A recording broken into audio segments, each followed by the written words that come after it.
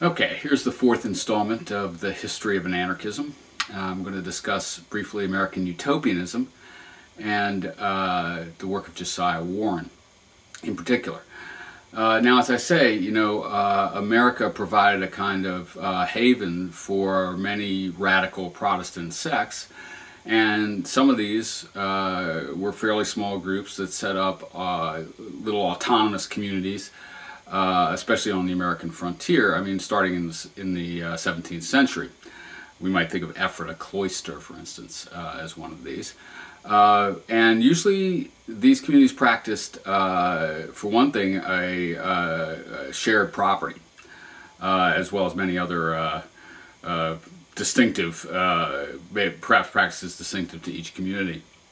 We might mention the Rappites, German pietist sect, as well, and the Shakers, who practiced celibacy and communism in the sense of having no individual property, and as well as perfect craft as an expression of, as a kind of prayer, expression of their piety. Now,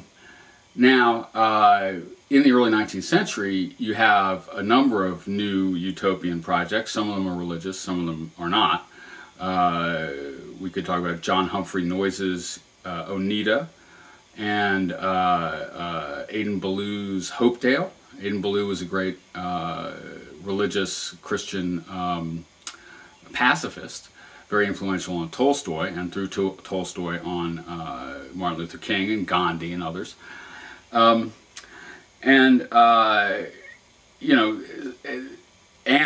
we might mention the work of Josiah Warren. Now, the first real secular utopian movement was established in New Harmony by the Scottish industrialist Robert Owen.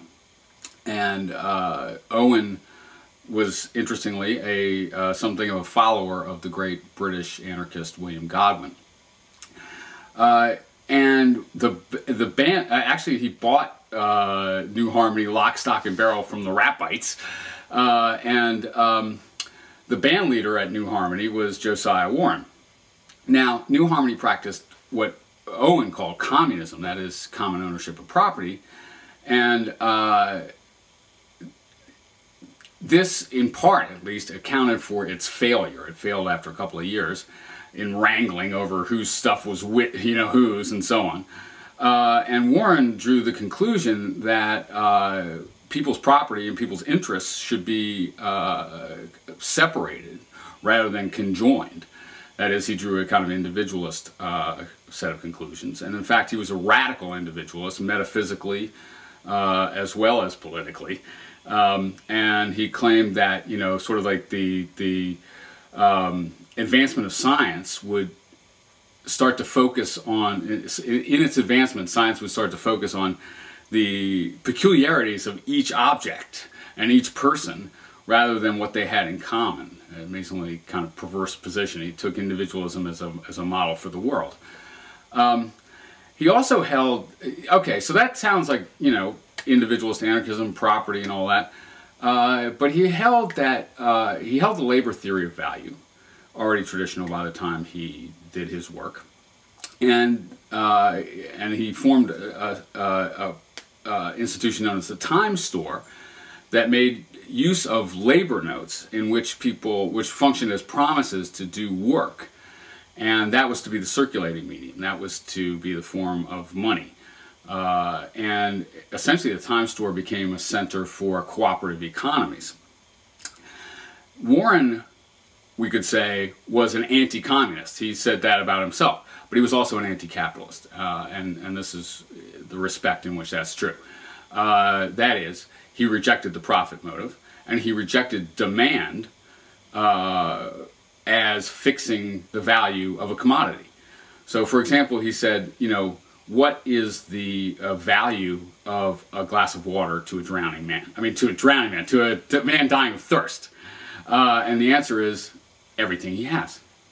So, on that view, it would be rational. I mean, like on an Adam Smith capitalist view, it would be rational to take everything he has in exchange for the glass of water. But Warren says that's cannibalism. That's just evil. And as Warren observed the emergence of industrial capitalism in the 19th century, That's exactly what he thought it was, cannibalism.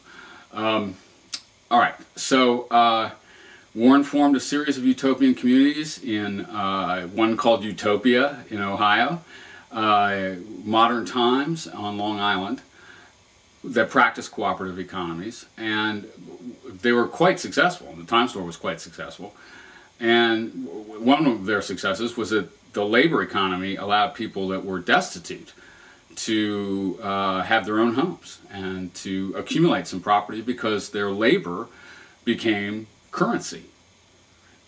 Warren's often called the first American anarchist, and well, I think we've already seen that that's false, but he's certainly one of the first secular American anarchists, born in 1795. Although reading the works of Warren is a task. He's a very eccentric and bizarre writer and very difficult to read. So I'm trying to come up with versions of his writings that are a little more accessible. Warren was quite influential on a certain strand of American reform. Stephen Pearl Andrews, William Green, who developed a system of mutual banking, also under the influence of Proudhon. And, you know, now the Utopian movement produced all kinds of things. For one thing, many experiments in different forms of marriage. In many of these utopias, such as Noises and Baloo's, there was a critique of, there was a feminist undercurrent that constituted a critique of marriage. As well, you could think of Brook Farm, which was a transcendentalist community, I suppose you say. Nathaniel Hawthorne lived there. And there was a wild series of experiments throughout the 19th century of all kinds of utopias. Very inspiring if you look at this stuff, because some of them were fairly successful. And of course then there's a utopian history that extends into the 60s and so on. And of little autonomous communities of squatters, you know, etc., that persist to this day all over the world. All right, that's Utopia. And next we'll talk a little bit about Voltaire and de Cleyre and reach some kind of conclusion about this history and this philosophy.